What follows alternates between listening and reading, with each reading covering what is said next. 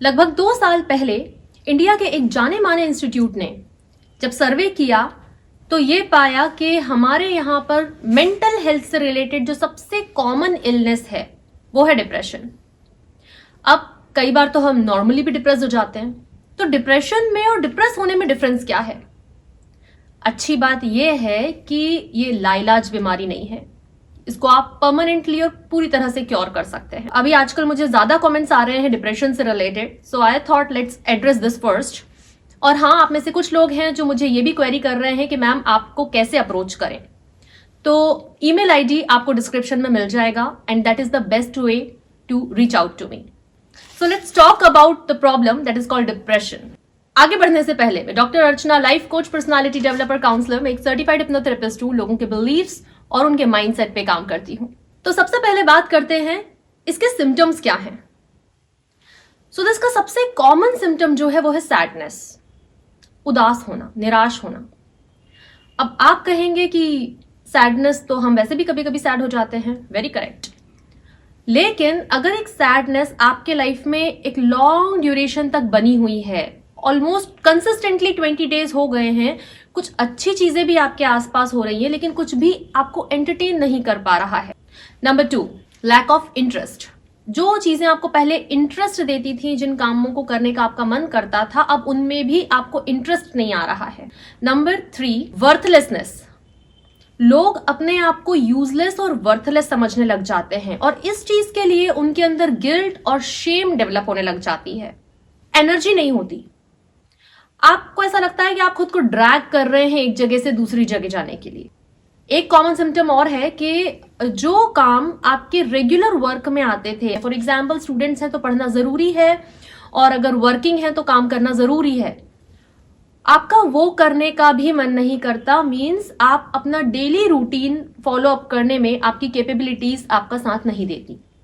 कुछ चीजें और हैं, फॉर एग्जाम्पल नींद कम हो जाना और भूख या तो एकदम लोगों की बंद हो जाती है, वो खाना कम कर देते हैं, या फिर भूख एकदम ज्यादा लगने लग जाती है तो बिंज ईटिंग करने लग जाते हैं।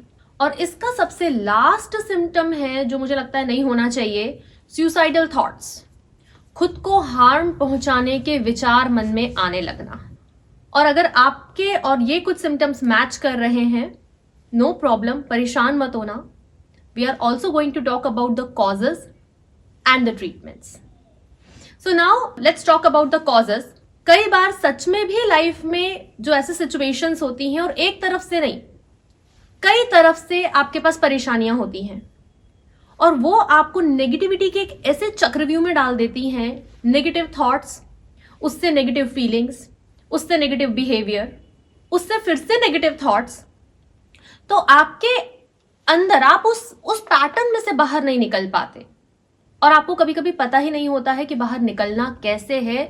लेकिन कई बार आपके पास दुखी, निराश, सैड होने का कोई रीजन नहीं होता। आपकी लाइफ में सब कुछ अच्छा चल रहा होता है, बस आपके अंदर खुशी नहीं होती। तो इसे भी आप डिप्रेशन के माइल्ड सिम्टम्स में काउंट कर सकते हैं। कुछ बार ऐसा भी देखा जाता है कि एक्चुअली डिप्रेशन नहीं होता, होपलेसनेस होती है।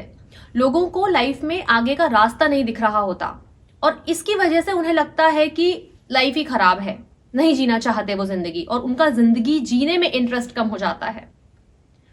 तो रास्ता दिखता नहीं है, इट डजंट मीन कि रास्ता होता नहीं है।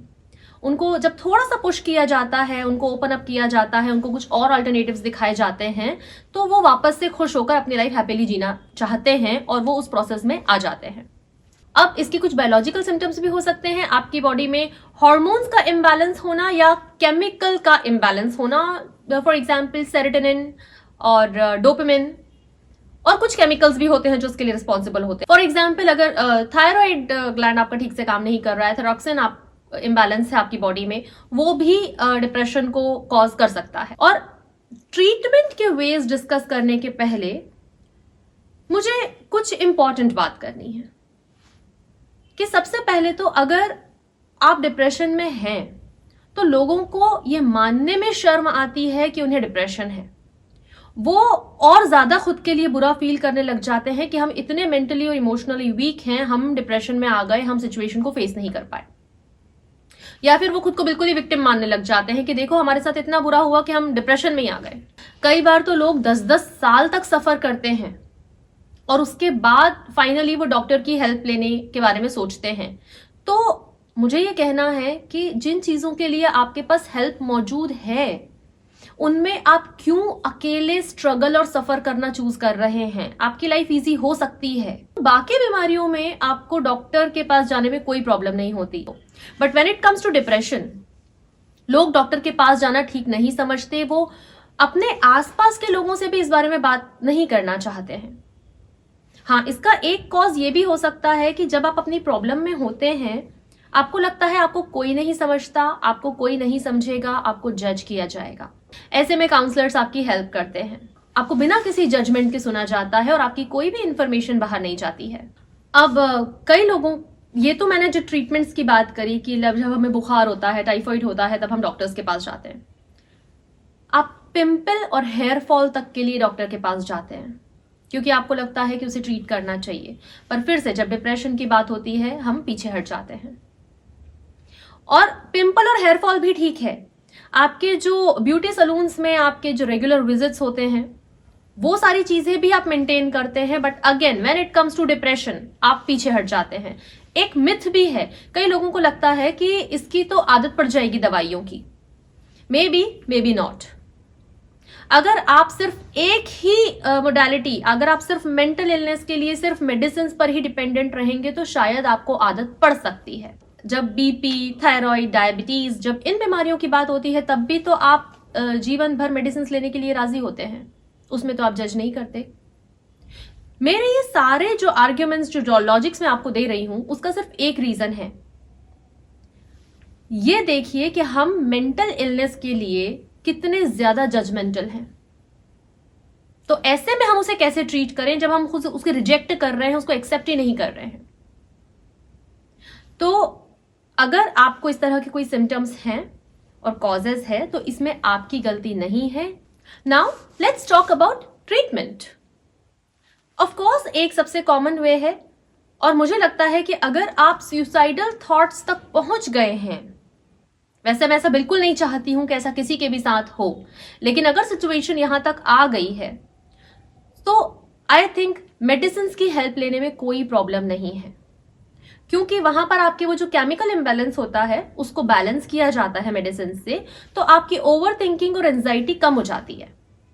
और जब आप थोड़े से कंट्रोल हो जाएं तो what my personal way is, एक तरीका तो ये है जो मैंने कहा मेडिसिन का। Number 2 counselling. पहले में तो केमिकल्स को बैलेंस किया जाता है, दूसरे में आपके थॉट्स पर काम किया जाता है। अब इस पे काम करना बहुत जरूरी है। और क्यों जरूरी है? अगर आप सिर्फ मेडिसिन लेकर ट्रीटमेंट बंद कर देते हैं और आपके थॉट्स वही हैं तो no one can assure you कि आपके नेगेटिव थॉट्स और नेगेटिव पैटर्न्स जो आपके दिमाग में हैं वो आपको वापस डिप्रेशन में पुल नहीं करेंगे पीछे, तो वो आपको वापस खींच सकते हैं।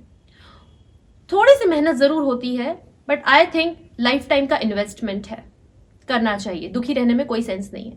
और अब जो मेरा तरीका है, जो मैं पर्सनली चूज करती हूँ, आप मेडिसिन में जा सकते हैं, या आपकी रिक्वायरमेंट पर डिपेंड करता है और आप कैसा फील कर रहे हैं। नंबर 2, थॉट्स पे काम जरूर कीजिए। वहां पर आपको ओपनली सुना जाता है और आपको ये बताया जाता है कि किस थॉट में प्रॉब्लम है, क्योंकि हम जैसा कि पहले भी देख चुके हैं कि हम एक दिन में 60,000 थॉट्स सोचते हैं और उसमें से ज्यादातर रिपीटेटिव थॉट्स होते हैं जो रोज आते हैं।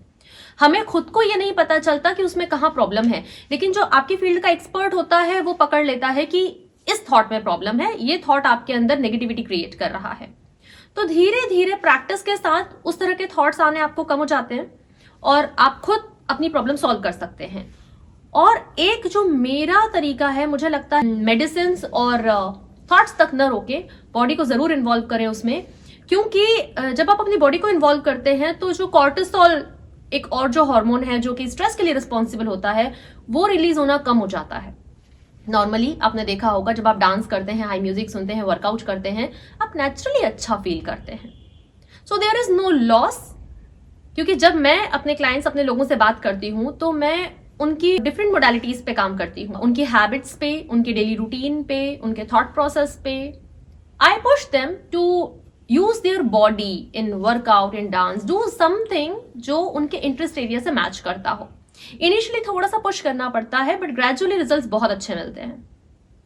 तो अपना और अपनों का ध्यान रखिए, क्योंकि हम सब लोग एक दूसरे से जुड़े हुए हैं, कनेक्टेड हैं, और आपकी और हम सब की जिंदगी और खुशियां बहुत वैल्यूएबल हैं।